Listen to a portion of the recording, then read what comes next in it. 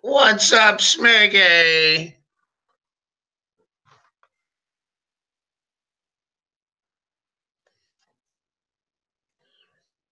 What are you going to be like Knives and not even talk to me?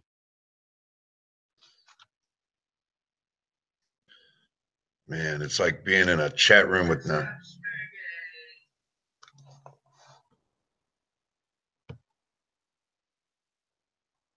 What's up, Alan?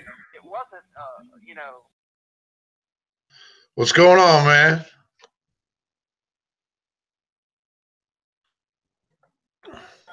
Not much. Just watching tack and hockey at the same time. Oh, good. Favorite snowman to be lonely.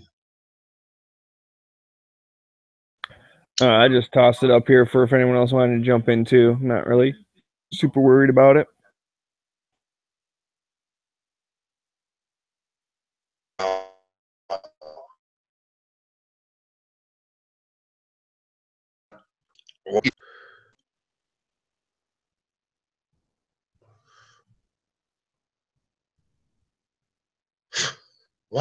Why would you watch hockey, man? I don't get it.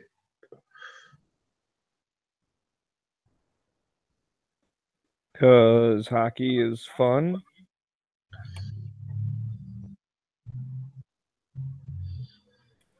And Detroit's been doing pretty good on this Canadian road trip.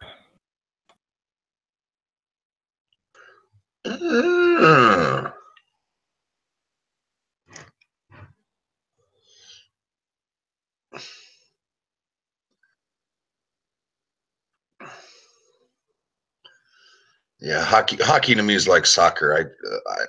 I've never been able to get into it, man.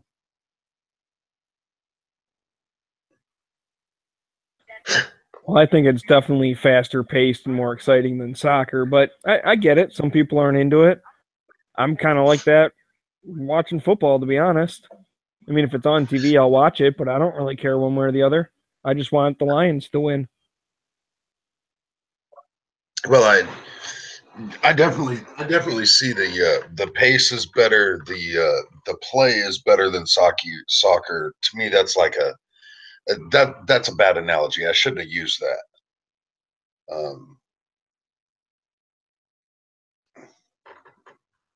Basically, I just don't. I don't like the way the playing field is set up.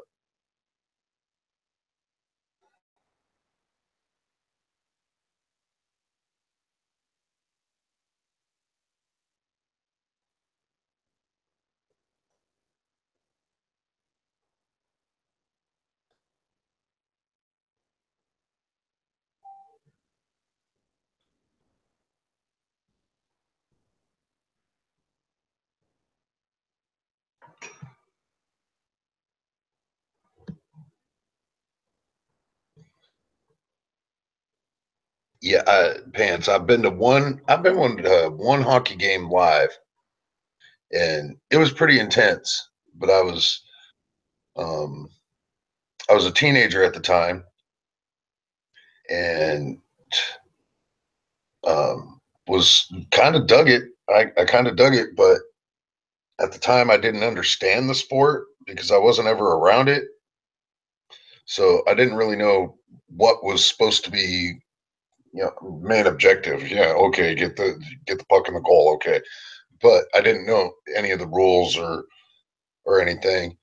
I didn't quite understand the whole point in sending somebody to a little tiny box. Let them cool off or what? It's a timeout box, yeah. Yeah, and I didn't know that at the time. Yeah, I didn't know that at the time because I was very, very ignorant to the game itself. Yeah, well, I mean, I could see that for, it would be kind of hard to get into if you just, don't know what's going on. It can be kind of confusing, and that's what I've learned. It's like the more you watch it, you will see stuff that where, it might not look super exciting, but it's like, oh man, that was a really good play. Like, and even as simple as like blocking a pass or something, sometimes like if you really see what's going on, you're like, that just made the fucking game. Like, he just saved a goal by blocking that pass, that type of thing. Oh, Jesus. Just like, oh, man. We almost got a goal right there. The goalie stopped it, and then it went in behind him and was like, it lost almost all of its momentum, but it was just like sliding slowly towards the goal. But he was able to get his arm behind it. Damn. Yeah, the amount of finesse that's required, and but yet the amount of speed and agility that those guys deal with, man. Yeah, it's intense. Yeah. Well, and it's a faster game now than it used to be. I mean, I remember, mid 90s when it was like the big rivalry was Detroit and Colorado, and you'd always say I went to the fight and a hockey game broke out. Because I mean, that's basically what there were fucking there was a fight every other minute. But that's because of a cheap shot that busted one of our dudes' jaws, and we didn't like Colorado that much. It also didn't hurt that we were pretty much the best two teams in the conference for a few years in a row. And so it's like when you meet in the playoffs, I'm sure, like I said, I'm sure football and baseball are like they have that kind of stuff too, where you have certain teams that just happen to meet each other in the playoffs. And one year, team A knocks out the other guy, and then the next year team B knocks out team A or whatever. Like that's what for a while there, it was us in Colorado. And whichever one of us won, because we were in like the same conference, right? So we had to play each other before the Stanley Cup finals. And sometimes we played each other like early in the playoffs. But either way, between the two of us, whichever one won, like won the Stanley Cup. That was for like 3 years there. Talk about developing a rivalry. Holy shit.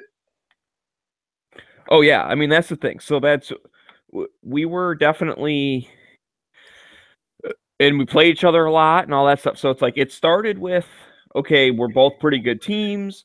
And then, that's a bit of a rivalry because obviously you knocked us out last year. We knocked you out this year, blah, blah, blah, whatever.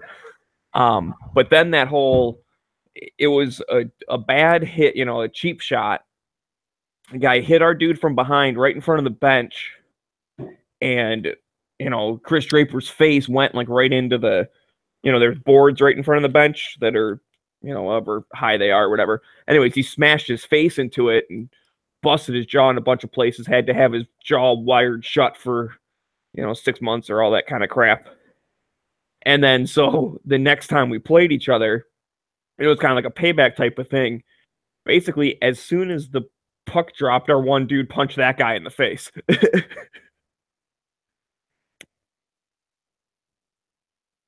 And what's funny is that, like, so they were lined up across each other for the opening face-off. And, yeah, Darren McCarty was not normally on the first line. Like, he normally wouldn't start the game. But Lemieux was out on the ice, and they lined him up right next to him. And I remember, I watched the game live. I remember seeing it. Before the game even starts, yeah, I'm paraphrasing. I'm guessing what he said, but this is what the body language kind of said and what, like, the head movement and all that. He basically was like, I'm going to kick your ass, right? And Lemieux was like, yep. Because he did. Like, McCarty said something, and then Lemieux kind of, like, shook his head, like, yeah, okay. And then the puck dropped, and the gloves were coming off, like, as the puck was dropping, and he just started wailing on him. And Lemieux just curled up. He turtled up on the ice, just kind of covered his head, and McCarty just freaking slammed into him, I don't know, 20 times or whatever, just hitting him in the back of the head, side of the head, in the face, like just blasting him.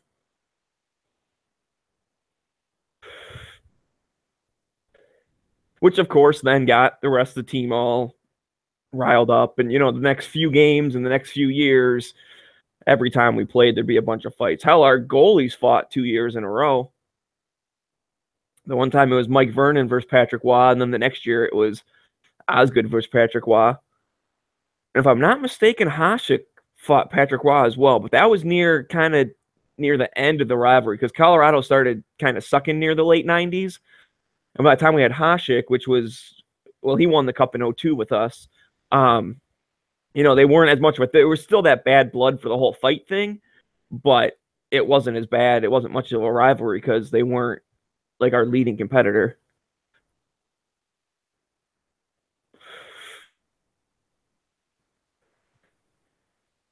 But anyways, now that you've had a brief history of, hockey, hockey rivalries.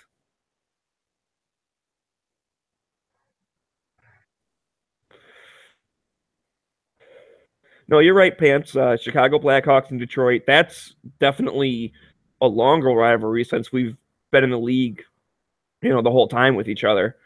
And especially way back in the day, yeah, Blackhawks were bad. Bad as in, the rivalry was bad. Yeah, Sergei Fedorov. Yeah, those were, dude, mid-90s was a good time to be a Red Wings fan.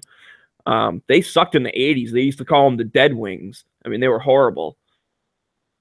They were good back in the day, then they were horrible, and then they started getting better, and then, they won back-to-back Stanley Cups, and then that was in the mid-90s. They went to the finals most years.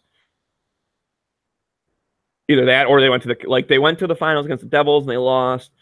Then they went to the conference finals and they lost against Colorado, and Colorado went on to win the cup.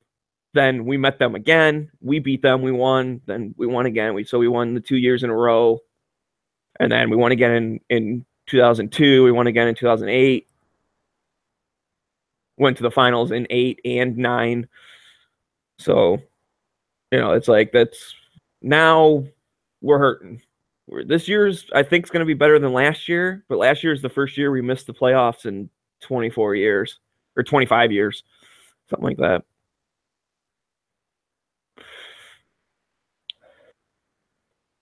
So it was the longest active postseason streak. Yeah. So how hard was that on the fans, Smeggy, to miss the playoffs? Because I see my Packers going that direction. It was tough, dude. Like, honestly, since pretty much my first hockey memories. I mean, I was alive, I guess, when they sucked, but I didn't really watch hockey that much. So when I first started getting into hockey, I remember watching the Stanley Cup Finals with my sister when they were playing the Devils. And that was when the Devils had Martin Brodeur, who was fucking amazing. I mean, he played till he was like 50. I mean, the guy was a tank. But, he was just awesome. And so basically in all of my hockey memory, the Wings have been in the playoffs except for last year. It's the first time I've ever remember seeing them not in the playoffs. So that was tough. Yeah, I have a bad feeling my kids are going to go through that with the Packers this season because, I mean, they're so used to – I mean, they went from Brett Favre to Aaron Rodgers. I mean, that hardcore fan base, it gets used to winning, and when you catch a loser season, it gets painful. You guys lost to the Lions, didn't you, just recently? Yeah, that was ugly. Although and that's almost the I've never seen the Lions do good in all of my remembered history. We barely ever make the playoffs, and if we do, we lose the very first game. Yeah, the one thing that's going to keep me sane is I was alive in the 80s, and I'm rooting for the Packers, and they were horrific in the 80s, so at least I'll be used to it. My kids, you've seen it before. It's different. I've seen the Tigers suck. I've seen the Tigers do good. I've seen the Pistons suck. I've seen the Pistons do good. I've only ever seen the Wings do good.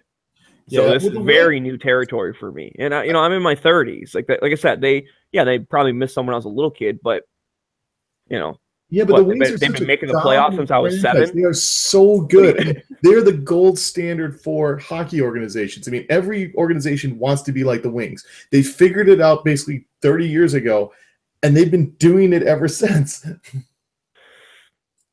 Yep. Well, and they had some pretty good luck, definitely.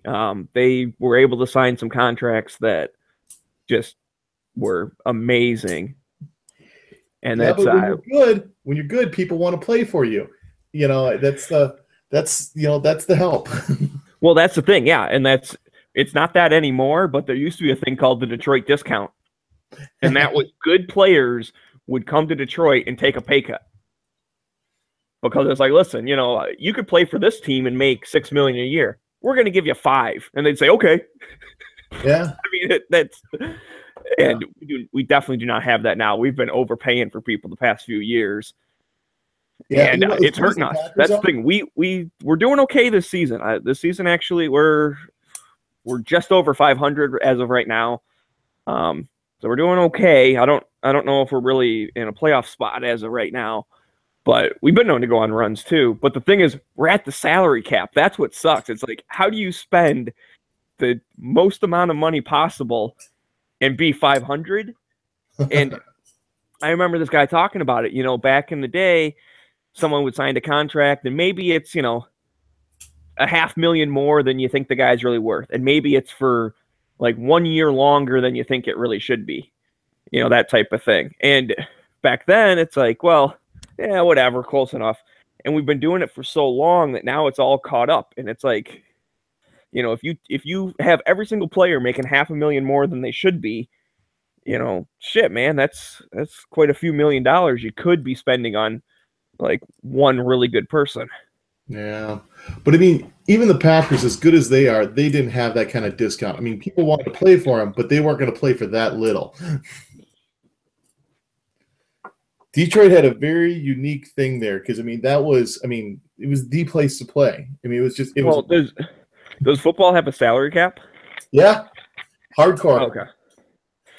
I wasn't sure about that because if it didn't, then I can understand them not taking a discount. But with the salary cap, yeah, you just say that route. Be like, listen, man, we're not going to be able to pay you that much because of salary cap. Do you still want to play here? And they're like, yeah, okay. Yeah, I have a bad feeling I'm going to suffer this year and the next couple of years with my Packers because I don't see them coming back the way they used to be.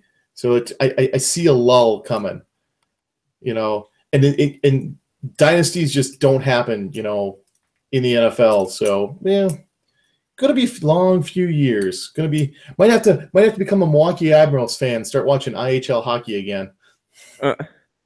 Well, I certainly recommend that, but you can always become a Lions fan if you really want misery. Oh no, the Lions, Detroit Lions and Cleveland Browns are a special sort of fan. You've got to really enjoy being beat up on to put up with that kind of. I truly think that might be why I'm not like a huge football fan, but also I don't know, I'm just not a huge football fan. So yeah, but at least you're not a Browns fan. That's the good thing because Detroit will always be able to hold its head high because they can always say, well, at least we're not Cleveland.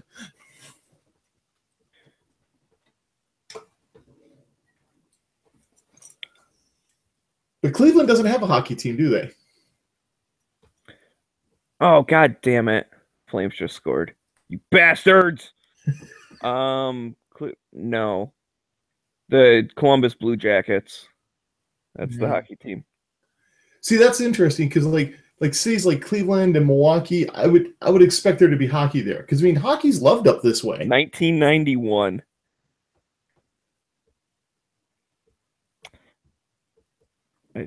Let's see.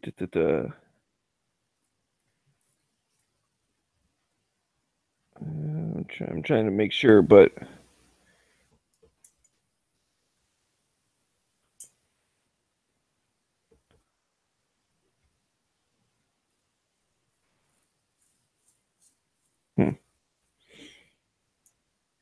I want to see. I was trying to figure out when the last time the Lions won a playoff game.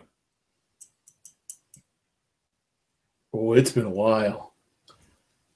Because pretty much every time they've made the playoffs, they've been bounced right away. Yeah. What? It doesn't give me a fucking year.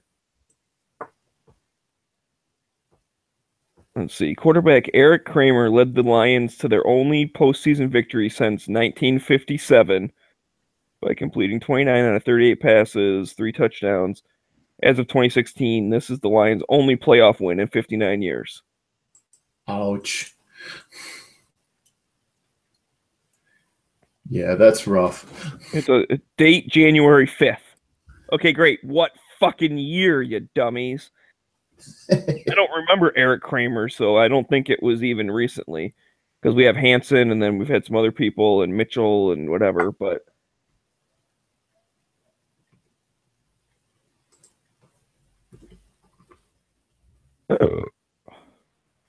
yeah, what the hell year was it? Come on.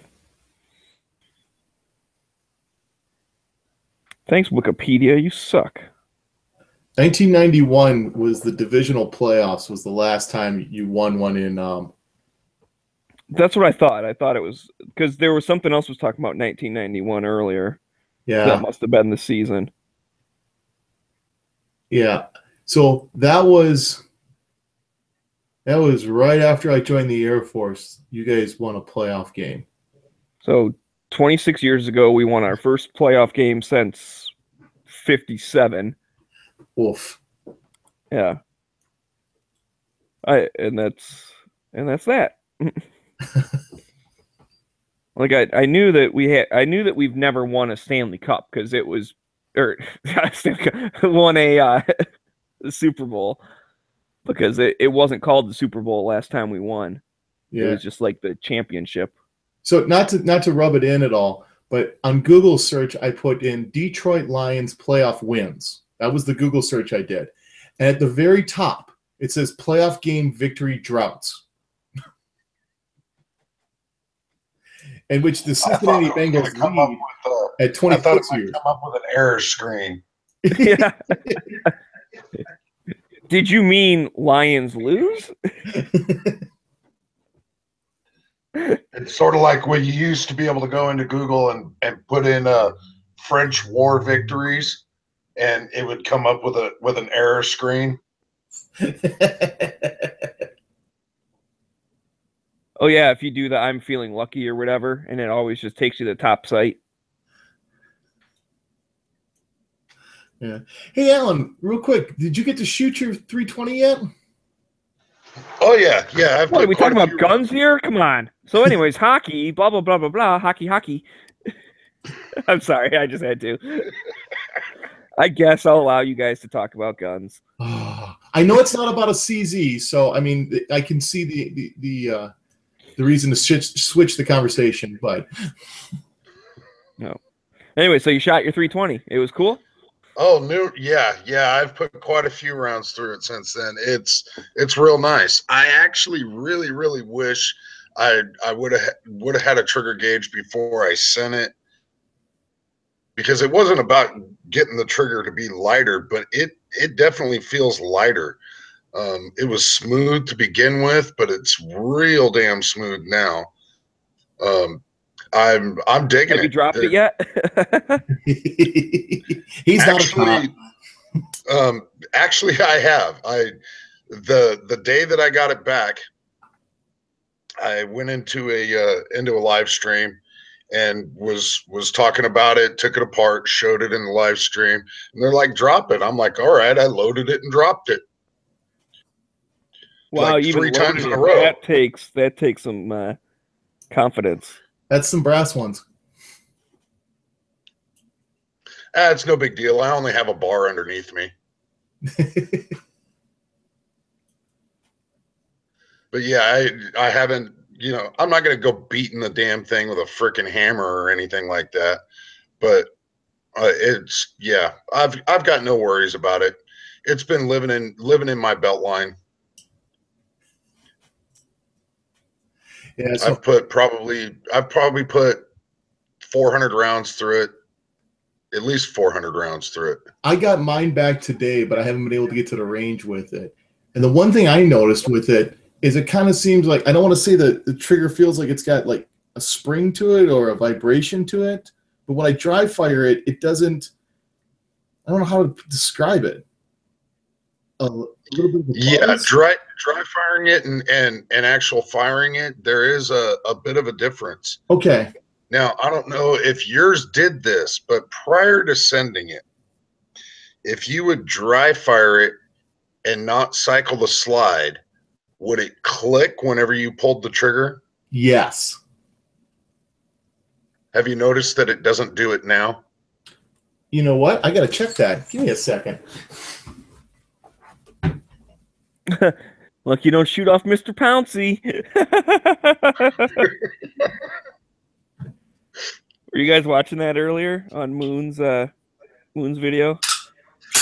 Yeah. All right, it's clear. It's clear again. That was hilarious, Mr. Pouncy.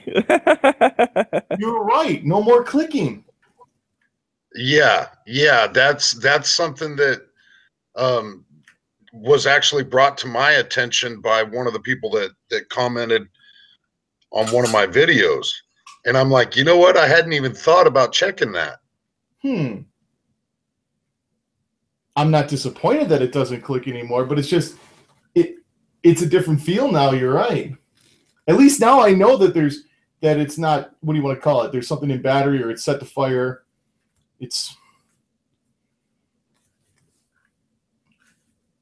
okay. That's different. Okay, now I got to get it to the range. Oh yeah. I absolutely love what they did to mine. I've been recommending it to everybody that if they haven't sent them in, they've got to send them in, because there's absolutely no reason to do it. It didn't take long. How long did it take for yours to, once it got to SIG? Did you follow it tracking to SIG? Yeah, mine took forever. I shipped it out last week, Tuesday, and I didn't get it back until today. So they had it like 3 days. Yeah, that's, oh man. Unacceptable. And over a weekend, no less. Yeah, I followed the tracking to mine on mine. And when it arrived to SIG and when they shipped it back out was literally on the second day that they had it. Yeah, I didn't get that kind of speed. It was close, but not. It took, now the 2-day FedEx took 4 days to get there. Bless you, Smeggy. Thank you. Sorry, I'm not close enough to my computer to mute. Oh, good. Normally I would have hit the space bar, so I would mute that. So the 2-day shipping took 4 days, but once they actually got the thing, it took 2 days to fix it. Once they actually got the thing, it was a new shipping label was created on the second day that they had it. So it was literally at SIG for no more than 2 days. Yeah, so I've stopped, and I've put quite a few rounds through it, and I've been digging it, absolutely digging it. It feels good. Okay, I'm sorry, I lied. It was Monday I dropped the gun off, and then it got to SIG on Wednesday, and then they shipped it back to me. Was it Monday night I got the notice? So yeah, they had 3 days. Yeah, still, they were giving everybody 4 to 6 week notice. Like, it blew me out of the water. If you watch the video of when mine returned, many times I said 2 days. Well, one thing that's actually irking me about this is I love the 25% off coupon, but I've got nothing I can spend it on because everything I want is out of stock. Oh, I donated mine code to Ammo Mafia. I might need to do that. See if anybody wants it. Or maybe on Gun Channels. If anyone wants. So what is it? You can use 25% off anything from SIG? Is that what it is? Yeah, basically it's 25% off your order. Yeah, it says that you have to be signed into your account in order to use it. But I don't know if that's, what the deal is exactly with that, because I didn't use it. I donated it. Yeah, if somebody wants to make an order from SIG, the only thing I would order right now is a hat. And saving $250, ooh. Or what would be that? It'd be $5 whole I would save. I might actually pay for the shipping. Yeah, and well, with the way that SIG has handled this, and as fast as it came back, and as impressed as I am with once it came back, I was more than willing to go spend some money on SIG swag. There was just no ifs, ands, or buts about it. But I just don't have the money to spend. Yeah. Well, my problem, like I said, is there's a lot of stuff I want to buy, but nothing. Everything has a little out of stock underneath it, which is really disappointing because I would love to buy a caliber change kit right now, but there's nothing available. So you don't need like an extra mag or something. I mean, if you're getting 25% off, that might be nice. Or can you get them cheaper from other places, anyways? Yeah, you can pretty much get everything cheaper. Now they do have one really good deal going on there. If you're in the market for a pellet gun, they have the MCX and SIG P320 combo for $300 with extra stuff. So yeah, I just got that email today. I was just cool like, you know what? That might be a good dry fire training tool. So right there. Oh yeah.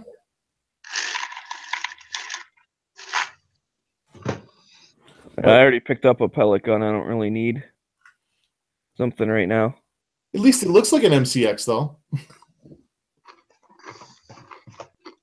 Honestly, mine just looks like a badass shrouded barrel because it's got a suppressor on it. Would you get like a Gamma or what's the other one that does that? I got a Benjamin Steel Eagle or Golden Eagle. I think it's the Steel Eagle's the 22 caliber. Okay. The Golden something's a 17. But yeah, 22 caliber pellet. It's a break open, so it's basically single shot, and then it's got a built-in suppressor, and the thing goes like literally about that loud. I mean, you shoot it and it makes one sound, and then you hear the pellet hit the wood, and it's about the same sound. Oh, you got to get a set of spinners now for that thing. Give it a little whisper, then you hear the ting. Set of spinner. Oh, like a. I know what you're talking about. Okay, yeah, my dad actually has one. My dad's got a set of things for. Yeah, it's rated for like 22 long rifle, so I'm sure the pellet gun's not going to be more than that. Yeah, I pop my my spinners with 22s. It just makes a bigger, what do you want to call it, dimple on it. Takes a little more paint off. Oh, why would it take more off? I mean, that's. Oh, because I'm shooting 177 at mine. Oh, I see what you're saying. Okay. So I mean, it hits a little harder.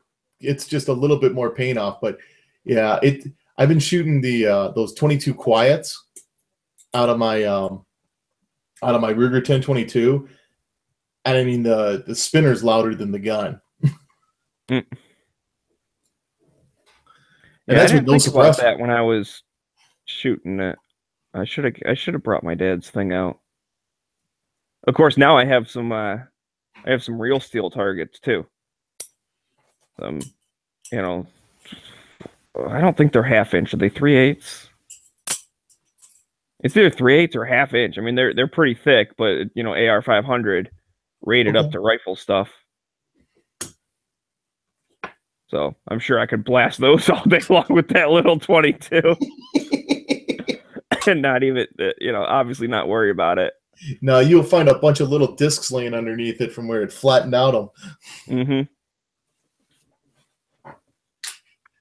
I doubt you even make a dimple in it. Oh, no, yeah, you're not. My gun, and I gotta wait 12 hours. Fuck, I really want to go shooting now. Okay, so I'm considering taking that thing up north if I get to go deer hunting this year. I haven't even talked to my dad about it. I might have to fucking be out of town for work because opening day is next Wednesday, and I might have to go out of town, but I might go up just at least for the weekend. I don't know. I got to figure it out. I hate this whole hey, we need you to go out of town. Okay, sure. When? Well, they're not quite sure if they're ready for you yet. Okay, well, when are they gonna fucking find out if they're ready for me yet? Well, they'll let me know like sometime either this week or next week. Yeah, but when do they want me out there? Sometime this week or next week. Like, well, what the fuck? So Don't they're feel basically bad, like, man. okay, we want you here tomorrow. Like, how the fuck am I supposed to plan shit? Hey, I had that same thing just happen to me in Detroit. I go to Detroit Arsenal on I get in late Monday night. I show up Tuesday, everything's a disaster. So the rep takes us all out. And then basically Wednesday is an early day and just go home. We're not gonna work Thursday and Friday. It's like thanks, guys. Oh, really? Yeah. So I'm home. I was home last night by 11 o'clock. Oh, well, damn. I know. We were gonna try and meet up, but I've had a crazy week. Yeah. I had to go Well, the down to good news Toledo though is today. I'll be back because they're gonna need me again, but not probably till December. So. All right. Well, you got my number. You know what's Oh up. yeah. Unfortunately, like a lot of things in my life, this one just didn't work out. Yeah, it happens. Like I said, I understand. Shit, the last was that 2 weeks ago or whatever when I went out to Wentzville. They fucking Friday afternoon. Like, now granted, it was like just barely afternoon, but it was like 12:10 or whatever. Get a text message, hey, they want you at the plant this weekend. You realize it's Friday at noon right now, right? And, yeah. And I started by Friday early. So, well, luckily, actually, that trip, because I had been out just the week before, and I knew that this was coming. I took all of my initial like baseline stuff. I did that for both paint booths the first weekend. So the first weekend I went out a little early. I don't think I needed to go out that early, but my boss fucking planned the trip, and then I'm like, wait, we went out Wednesday night so we could be there first thing Thursday morning. We show up Thursday morning, the dude's like, oh, I didn't think you'd be at the plant here so soon. It's like, yeah, we flew out Wednesday night. He's like, oh, why'd you do that? I don't know. So, and then Thursday we ended up doing like, a full day of taking all the readings and shit. And then Friday, we really didn't have much to do other than just like work on paperwork and shit. But like, so we could have took all of our readings on Friday and then just been fine. And then, Saturday they did their work, and then Sundays when we took all of our readings, like now that they fixed the shit. So this trip, I was able to go out. We actually flew out Sunday morning. And I hate Sunday flies. I really do. Yeah, but I mean, it was better than having to go out. It was better than ruining Saturday night. Yeah. Well, I'm flying out like at 5 a.m. Monday morning for Newark because I hate flying Sundays.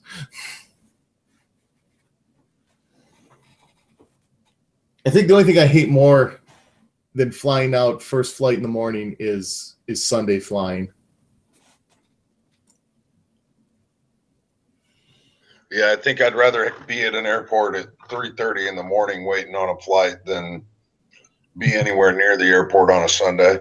Well, and this wasn't week, busy at all. I don't know what Sunday was fine. Our flight was at like, when did it leave? Like 11 something, like late 11, like almost noonish or something. So yeah, I just kind of got up, went to the airport. I went there a little early to eat breakfast and shit because basically when I'm flying for work, as soon as I step out my door, I'm on the clock. If they say, "Well, how come you like it took so long?" It's like I went to the airport, 2 hours before my flight, like they tell you to.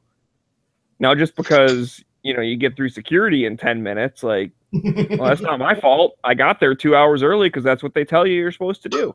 Yeah.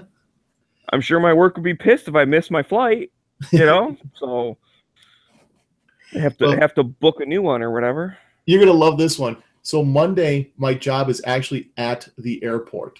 So I'm flying into Newark at like 10 o'clock in the morning. I got my job to do. And then I fly out of Newark at 9 o'clock that night to Syracuse, New York to do another job. So I get to spend the whole day in Newark Airport. Should be fun. Hey, at least you don't have to go through security and shit a second time. Well, that's going to be interesting. Is what are they going to do for security? Because I'm going to have to go out into baggage claim and get my bag, and now I will actually have to take tools and quote unquote weapons as they define them through security. Oh, well, yeah, you're definitely going to have some type of thing that says it's allowed for you to do that. Yeah, because the last time I did that, last time I did a job at an airport was in Columbus, and the guys freaked out. It's like, well, you can't bring those tools in here. It's like, well, do you have tools for me then? He goes, well, yeah. And they go, okay, so why can't I bring more tools that are the exact same tools that you have in? You know, they're double standards, and their ideas are just crazy. Well, yeah, I mean, let's face it, TSA people are retarded. Yeah. Well, it's all for the illusion of security. Well, I know, but I mean, I'm saying they're literally mentally handicapped. They go, "Duh, it says on the paper, no screwdrivers." Well, okay, so I had a drill bit taken from me. Yeah. That I've been flying with for 2.5 years. I have had this same drill bit in it's a little tiny pocket up top, because sometimes when we take our readings, we need to drill a hole in an air duct, and it's like a specific size or whatever, right? And that's this drill bit that normally I'll use. Either I have either we have our own drill, in which case then we just have a set of drill bits and we're good to go. Or I just ask one of the sheet metal guys or something, hey, do you mind if I borrow your drill for a minute? You have a bit for me. And they let me use theirs, because we work with these same guys all the time. And that's part of their thing. It's they will assist us however we need. But just in case, on the rare occasion that they do not have this size drill bit, then I'll be like, okay, I can always find a drill. Even if I got to go to plant maintenance, I can find a drill to use. Someone will let me borrow one. They don't always have a good bit.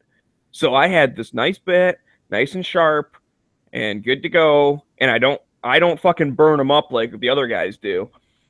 But when you're drilling through pretty thick stainless steel, because a lot of the paint shop stuff's all stainless steel. Okay. What happens is the guys will because we've sometimes we're like, hey, can you guys drill us some holes, and we'll take the readings tomorrow or something. Sometimes we're not there yet, and basically what they end up doing, because I've seen them doing it before, they just they start the drill up and then they just crank on it as hard as they can, and that thing gets so incredibly hot that drill bit is dull after 2 cuts. They drill 2 holes and then all of a sudden that drill bit's just fried. So what I'll do is I'll be smoke drilling. A bit right out of the bit. Just smoke the bit right out the gate. Oh yeah, and then they bitch that because a lot of times, it just depends, but sometimes we'll have to have in the same chunk of ductwork, we'll have a whole series of holes, because you have to take readings across the whole length, and then when you stick the little tube in, you move it, you put it in 1.5 inches, then you go in 3 inches, then 6 inches, then 9. You take a bunch of readings and average all of it, because the air kind of swirls around. So you need to get a good accurate average. You can't just take one reading and be like, oh, this is how fast it's going. So anyways, sometimes there'll be a really big duct. And it's yeah, I need 12 holes drilled on the side of this thing, every 3 inches. And, they'll have the thing burnt up before they're even done with the first one. It's oh yeah, and those other 9 fans you installed? Yeah, I need 9 more sets of 12 holes all the way over there too. Oh, jeez. So anyways, the bit that I have in my bag, when I'm using it, you drill a little bit, and then I'd kind of, back off on the pressure. Either I'd stop completely, or I would just not really apply pressure, and then apply a lot of pressure, then back off. Just give it time to cool down a little bit. Yeah, let the tool do its work. Don't force the tool to do what it exactly designed to do. if metal chips are coming out, then it's cutting metal. You don't need to put like all of your weight behind it because it's not going to cut any faster than it's cutting. Well, Smeggy, you'll appreciate this. So I carry an 8-inch screwdriver with me because that's the easiest way to work in the back of a computer cabinet. It gives you enough length that you can get to stuff that's buried. Now, I can't take that through TSA, but I can take a 6-inch bit and a breakdown screwdriver through the security. So, like, one of those ones where you can throw whatever bit you want in there? Oh, yeah. Yeah, and the ones that you can, like, pull it out and you can flip it over and you got the other bit on the other side? Yep. I can take that, a 6-inch bit, put it all together, basically have my 8-inch screwdriver, and that goes through security without any issue. Now, every now and then, they stop my bit, because, it's pointy, and they'll take it and they'll put it on the piece of paper, but because it's less than 6 inches, it's okay. Yep. That's fucking retarded. Dude, I had a screwdriver at it's just a regular screwdriver, but it's 5 3/4. Now, I didn't know it was 5 3/4 at the time, but like I'd flown with it a bunch, and no one had said anything about it before. So this guy's like really staring. Now it came in a set. There was one Phillips and one, flathead. It's not, it's no bits or nothing. It's just a regular screwdriver, but it came in the same set. They're the same length. For some reason, he was like, he looked at the flathead, he held it up like against the tape measure or whatever, tossed it back in the bin, looked at the Phillips head, and then just like kept looking at it, kept like fucking scrutinizing it. And then I'm like, okay, they're the same length, dude. Like, if the other one's fine, this one's fine. So at one point, like, he's measuring it. He's looking at it, he's measuring, he's looking at it. He gives it back to me. He goes, now listen, this one's a 1/4 inch too long, but I'm going to let it slide just this once, that type of thing. And I was like, oh, really? That's interesting. And I'm like, okay, well, I guess thank you. And so he's like, okay, go ahead, pack up all your stuff. Well, before I packed all my stuff up, he's standing right there. Now, he's not talking to me anymore. Like, I'm in the process of packing my bag back up because, they never put the shit back in your bag. That'd be too much work for them to actually put stuff back where they found it. They put it in a fucking bin, and then you stand there putting all your stuff back. But anyways, well, my tape measure was also in this bin that he had taken out. So I pull the tape measure out, and I measure the thing, and I go, 5 3/4. And then I put it back in my bag. Like, I didn't say it to him, but I said it out loud, like, to myself. Like, not only is it not a 1/4 inch too long, it's a 1/4 inch short. You were off by a 1/2 inch, you dumbass. You can't even use a tape measure? I bet that guy fishes a lot as well. Oh, yeah. I'm sure he did. With, that fish was fucking 36 inches. Yep. It was 12 pounds at least. The little fucking minnow.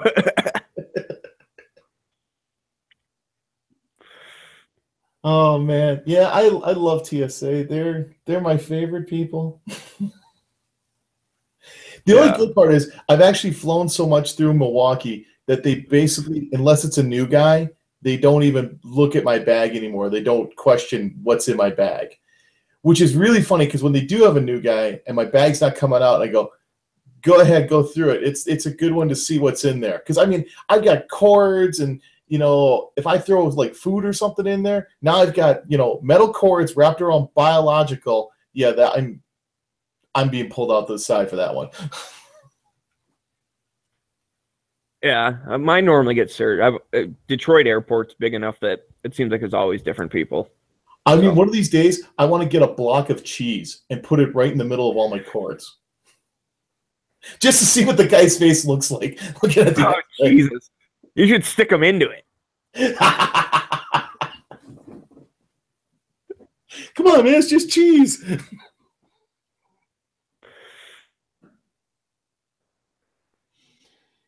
Yeah. And then I remember that my whole job is always traveling, so I can't play. That's the worst part too, is as much as I want to, you got to play the game because you can't afford to, piss them off to the point where they put you on some list. Oh yeah, for sure.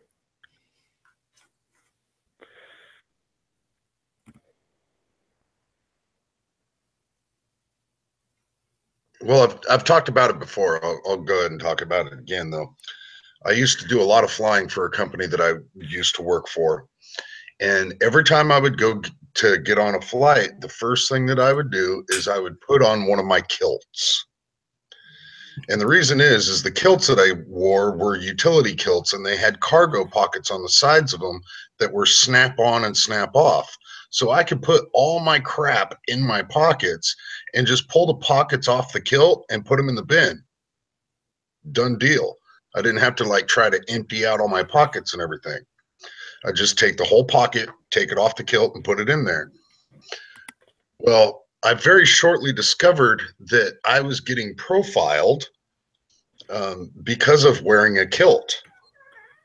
Because after the second time of getting pulled into the little room with the big giant security guard and the TSA agent for them to search me because, well, it's just random searches, sir. Yeah, random searches my ass. You're searching me because I'm wearing a kilt. So the second time that I went in there and the third time, I just said, oh, yeah, you guys want to search me? Here, no problem. And I grabbed the side of the kilt and I just ripped it off. I said, here, you want to search the kilt? Go right ahead. No, sir, that's quite fine. You can put that back on now. I said, I'm not hiding anything else, as you can see.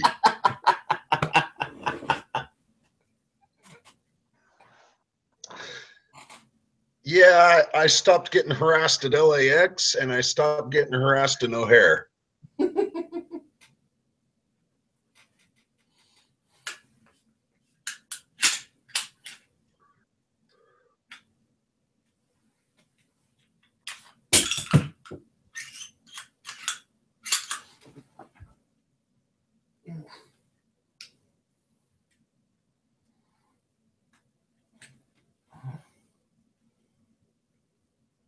All right, Alan, do you got one clip or two clips that just hate 17 rounds in your SIG?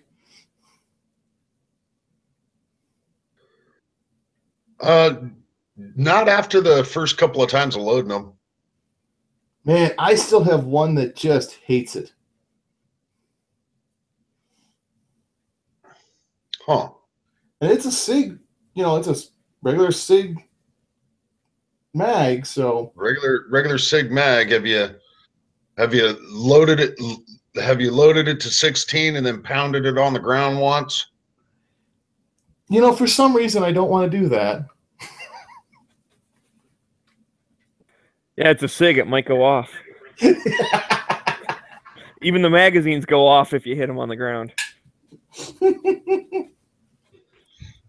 I used to love the memes that were just like, oh, yeah, drop your weapon, but it's a SIG. Okay, slowly set it down.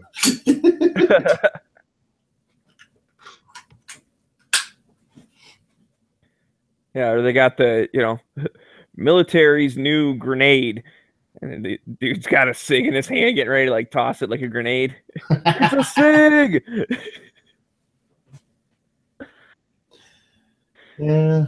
Dude, you get a stuck firing pin on a SIG and that would be like a little grenade. You toss it and it just starts fucking slam firing. Hits the ground, starts slam firing. Like that'd be an effective grenade. Yeah, I mean, it was 17. And the heck, you can get the 20. Was it the 20 or is it 21? What's the extended? They roll up to 21, I believe. Yeah. Yeah, it could be 21 rounds going off.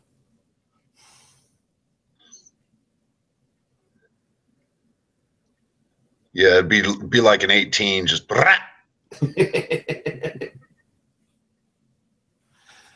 All right, time to put this away till tomorrow. I want to go shooting now. Yeah, that's one problem is why don't ranges open up till midnight? I mean, why don't we have like midnight shooting like we do at bowling alleys?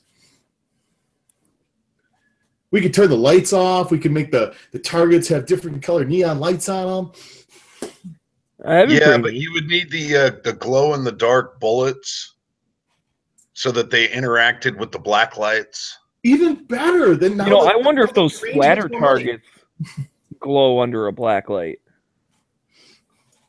Like that kind of neon green and yellow or whatever. You could bring out all your old Zeppelin posters.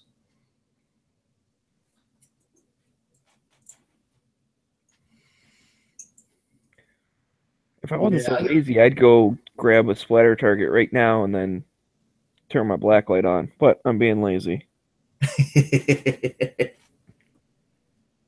Well, you don't need to be lazy. Yeah, they do, or at least the ones that I have do. See, now there's $1 million idea for a gun range.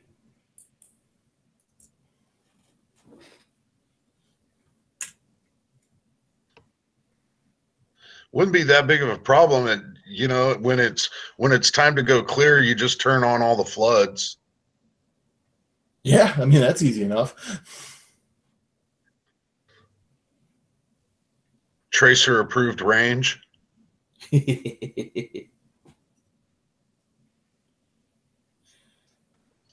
I was surprised. There's a gun range near me that they're open from 9 till 9, 7 days a week.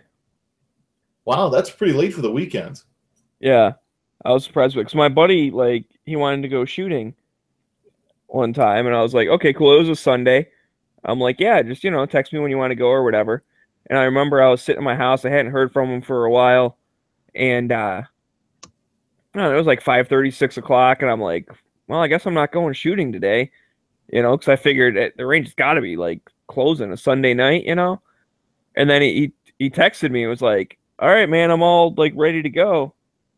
And I just remember thinking like, what? But they're closed, like what the hell?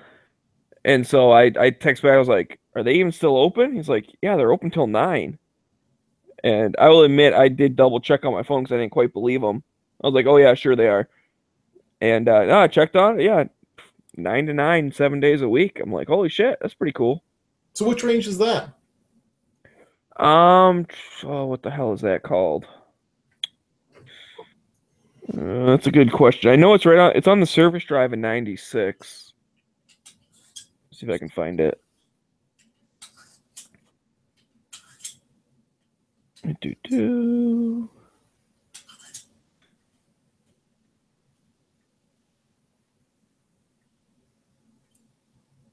Zoom in. It's got to be along here somewhere.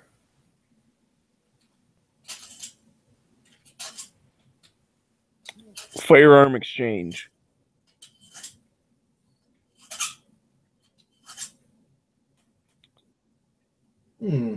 Oh, 10 to 9. Sorry. Yeah, 10 to 9, 7 days a week. That's still great hours for a range. Yep. I mean, on Sunday, if I'm not at a range before 3 o'clock, I can't shoot unless I'm outdoors. Because I can shoot at my outdoor range from 8 o'clock in the morning till dusk. They actually have a big giant light on the walkway. So when the street light comes on, no more shooting. It's like you're 12 again. You got to go home. Gotta be home by the time the street light's on. Yeah. Street light comes on, out the guns go. Got to go. The problem with that, though, is now with the time change, the street light goes on at like 4:30. Yep.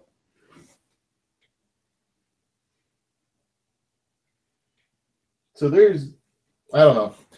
I think my outdoor shooting is just about done for the season.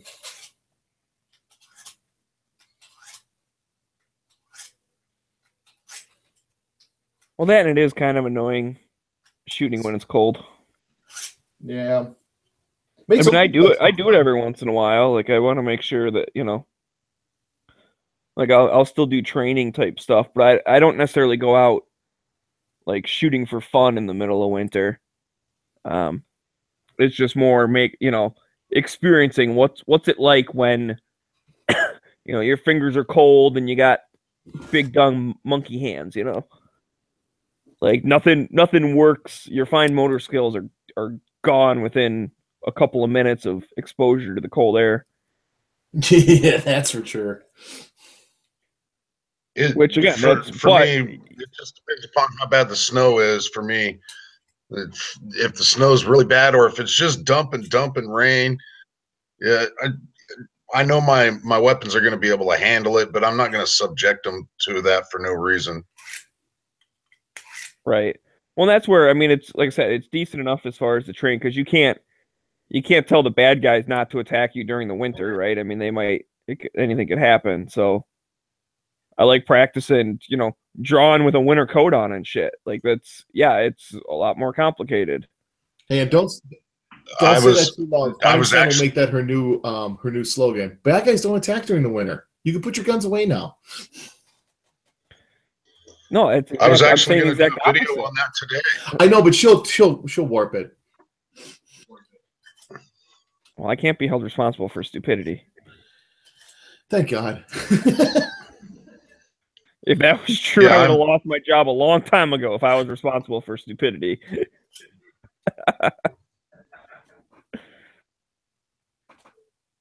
I should say someone else's stupidity. I'm responsible for my own stupidity. I'll take the blame on that. But other people's stupidity, nah, not my problem. yeah. I can make my mistakes on my own. I don't need anybody else's help.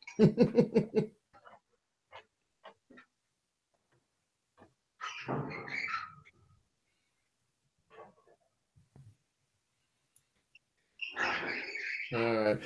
Well, I suppose I better get going, guys. Well, all right, man. You take it easy. Yeah, have fun. I'll get back in Detroit, I think, the second week of December. All right, I should be around. Cool. I'm gonna be gone after Christmas, but I should be around the first part. Okay. I'll hook you up. Sounds good. All right. Take care, guys.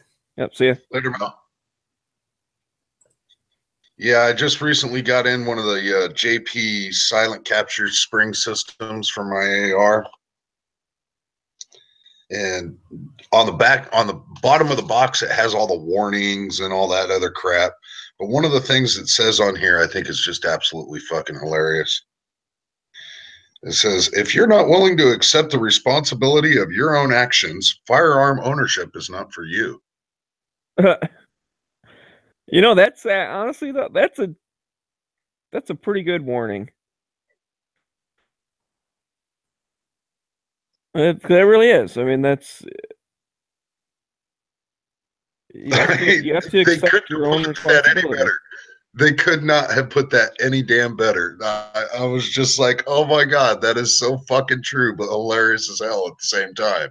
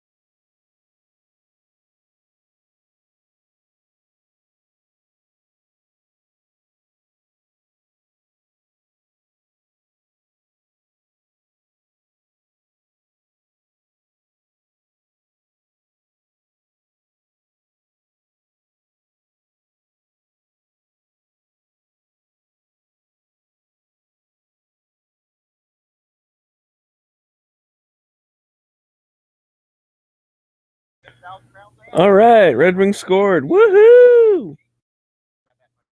Oh wait. Oh yeah, they did. Okay.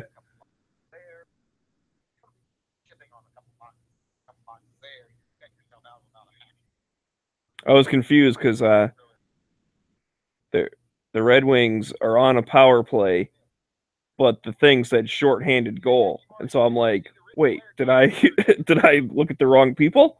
But no, it was a Red Wings goal for sure. Mr. Ferk.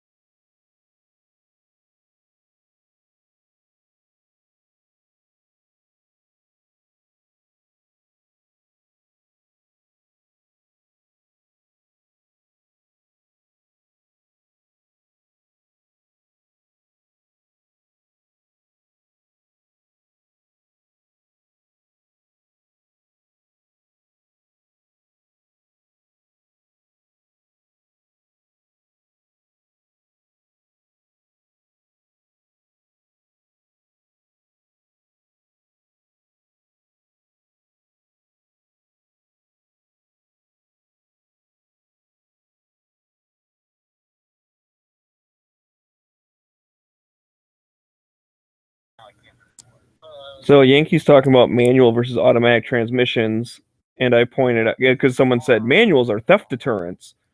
Well, I pointed out that my buddy actually got carjacked, and he had a manual. It was a Jeep. So they throw him out of the car. They got a gun to him or whatever.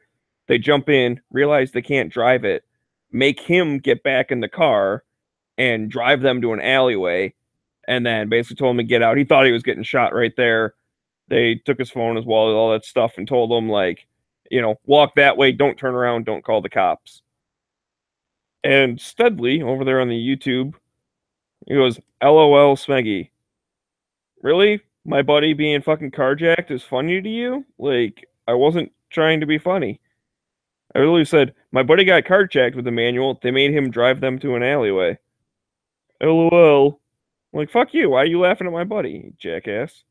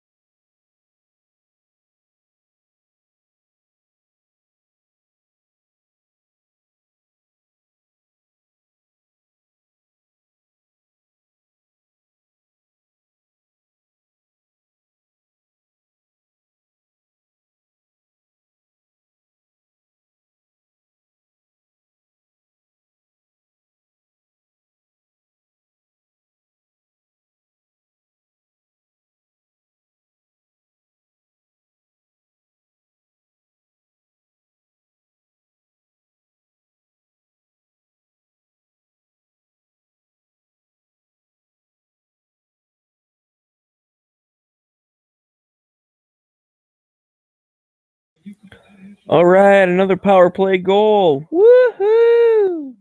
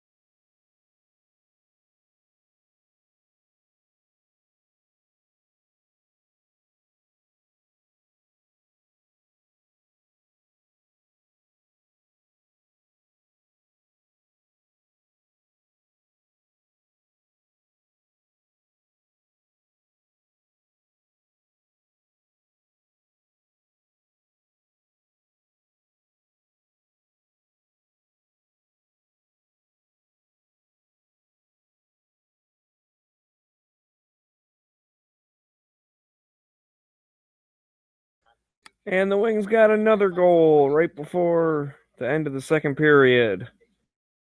Now, you might think I'd be happy because, yay, I keep talking about all these goals. Well, I haven't been talking about the Flames goals. So we're still down by 2 goals, unfortunately. It's 5-3 right now. Just about to finish up the second period. So we got ways to go, man.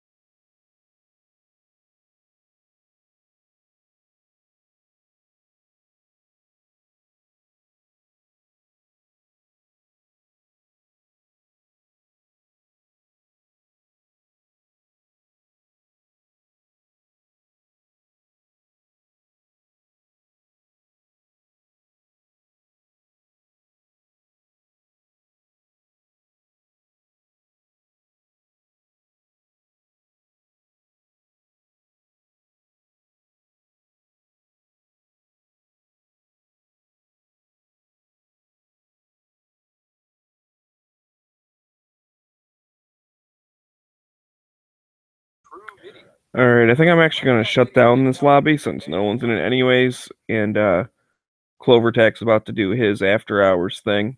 I don't know, maybe I'll pop one up after his thing and let it run overnight. But I just don't feel like joining with my phone. I'd rather join on my computer. So it was a little bit shortened lobby. Sorry about that. If you want to talk, then I guess ask Clover for a link.